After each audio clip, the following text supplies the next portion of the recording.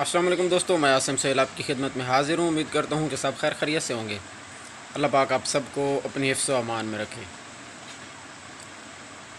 दोस्तों, लहसुन के बहुत से फ़ायदे हैं। अगर आप गिनने लगें तो हो सकता है आप गिनते गिनते जो है थक जाएं, लेकिन लहसुन के जो फ़ायदे हैं वो आपसे ख़त्म नहीं होंगे। आज हम आपको चंद फ़ायदे लहसुन के बताएंगे। लहसुन के इस्तेमाल जो है वो ब्लड प्रेशर को नॉर्मल करने में मदद देता है। इसके अलावा ये जो दिल की बंद शरेयानें हैं उन्हें खोलने में मदद देता है।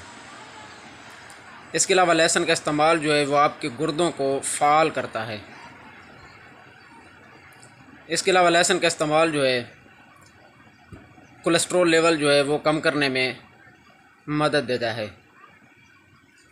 इसके अलावा जो लहसुन का इस्तेमाल है, अगर आप दिन में 3 से 4 मरतबा लहसुन का इस्तेमाल करते हैं तो वो आपके पेट की सफाई और मैदा की सफाई भी करता है।